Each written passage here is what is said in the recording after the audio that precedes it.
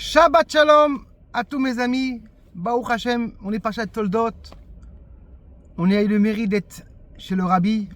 On a prié pour tout le monde. On espère qu'on aura de bonnes nouvelles. On est avec tous les amis, les shluchim de tout le monde, avec mes frères. De voir cette force des shluchim du monde, c'est incroyable. Chaque shliach, comment, avec sa communauté, avec ses histoires, des petites communautés, des grandes communautés. On voit comment le Rabbi Baruch Hashem il est avec nous. Notre pacha, c'est la pacha de Toldot. Elle nous parle comment Yitzhak veut bénir son fils Esav. Et la Torah nous écrit, quand Yitzhak voulait bénir, il ne voyait pas bien. Il faut comprendre pourquoi la Torah nous écrit que Yitzhak ne voyait pas bien. Il était presque aveugle. Première chose, pourquoi parler une mauvaise chose sur Yitzhak? Mais vous pensez que Yitzhak ne sentit, il n'a pas eu possibilité de sentir? C'était un tzaddik. Un tzaddik, il peut sentir, il peut savoir. C'est comme les fils, quand tu vas me préparer les plats, regarde, est-ce que le couteau pour faire la shrita, il est cachère. Et il savait c'était qui son fils. Et quand il est parti, Rivka elle est partie, elle a dit à son fils Yaakov, et Yaakov lui a pris les brachot de Esav. Et là, je veux me mettre le sujet de Yitzhak ne voyait pas. C'est pas la première fois qu'on voit pas une chose qu'une personne ne voit pas. Quand vous priez, quand on fait la tefila, le Shema Israël, on couvre les yeux. La maman, quand elle allume les bougies, elle couvre ses yeux. Une kala, on lui met un voile. C'est-à-dire que dans la Torah, on voit beaucoup de fois cette chose-là de couvrir. Mais c'est quoi ça? Pourquoi se cacher les yeux? Les moments les plus importants. Alors mes amis, j'ai entendu un message qui est très beau. Yitzhak veut nous dire en vérité, des fois, il ne faut pas voir les choses, il faut le sentir. Yitzhak en vérité, il veut dire, la Torah nous raconte comment Esav, quand Yaakov il est niftar, il a arrêté. Il ne va pas être enterré à la Mata Marpella. Et tu m'as dit, mais non, mais tu as vendu ton premier, ta Bechora. Elle dit, venez, emmenez-moi le contrat. Naphtali est parti vite fait en Égypte. Et il y avait le fils de Dan qui était sourd, ne comprenait pas, mais qu'est-ce qui se passe? Il est parti, il a pris un bâton, il a tapé sur la tête d'Esav. La tête, elle s'est déconnectée du corps et elle est tombée dans le cercueil de Yitzhak. Et pourquoi la Torah nous raconte ça?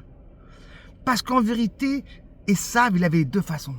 Sa tête, elle était très très bien, mais son corps, il avait tous les plaisirs, toutes les mauvaises choses. Et c'est ça qui veut le dire Yitzhak. Des fois, il ne faut pas voir, il faut sentir. Lui, il pensait que s'il donnait les brachot, il pourra remonter parce qu'il savait qu'il avait une très très grande neshama. On raconte une fois, il y avait une fois un professeur qui était âgé et une personne qui toque chez lui. Bonjour, tu te rappelles de moi? Non. J'étais chez toi dans la classe et grâce à toi, je suis professeur. Pourquoi? Une fois, il y avait un enfant qui venait avec une montre. Une très belle montre. Et moi, je regardais sur la montre, je dis, c'est pas possible. Et là, quand il est parti se jouer, je lui ai pris la montre. Et il est revenu, mais qui a un truc? Elle est où ma montre? Le professeur a dit, je vais mettre tout le monde, ils vont tout le monde à fermer les yeux. Et elle a trouvé chez moi la montre. Et la personne a dit, mais j'ai jamais compris. Comment c'est que tu m'as pas crié? C'est moi qui avais la montre. Je sais pas devant tout le monde, mais après. Le professeur lui a dit, même quand je cherchais chez toi, j'ai fermé les yeux. Parce que des fois, il faut fermer les yeux. Quand une personne, il va faire la tefila, il ferme les yeux et dit, il y a des moments qui sont plus grands de voir. Le sentiment avec Hachem, l'amour avec Hachem. Quand une personne, il va allumer les bougies, ne regarde pas tes enfants par rapport à comment tu les vois.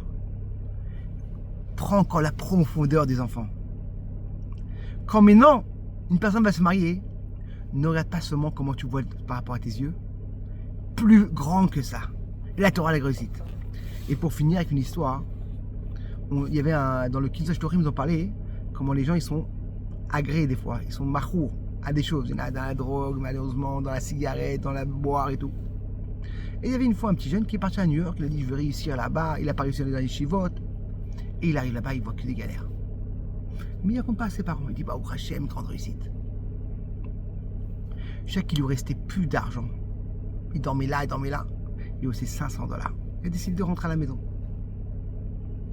Et quand il prend l'avion pour venir, il dit avant ça, je vais m'arrêter voir le rabbi. Il écrit une lettre chez le rabbi, il écrit. Et à la fin, tout à coup, le taxi l'appelle, il dit viens vite, on va rater l'avion. Il rentre dans le taxi, il prend dans l'avion, il dit waouh, j'ai oublié. J'ai pas mis la lettre sur le OL du rabbi. Qu'est-ce que j'ai fait? Oh, j'étais dégoûté. Il arrive à la maison, ça m'a dit comment c'était. Ah, c'est tout magnifique, c'était bien l'Amérique et tout. Ah bon, rien de tout. La maman, elle lui fait les habits et elle sort la feuille de toute sa vie qu'il a racontée. Je suis dans la drogue et tout ça. Elle a tout de suite appelé quelqu'un. Ils ont envoyé chez Retourneau, c'est un truc pour reprendre les enfants qui sont tombés dans les drogues et tout. Et doucement, ils l'ont sauvé, il s'est marié.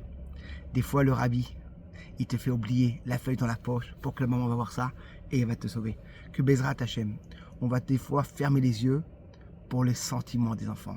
Des fois, on doit être plus haut que de voir dans les yeux, encore plus profond. Shabbat Shalom, me petite Vatora pour mon papa, c'est Khavara. Menachem Mendel Baruch Safiliao.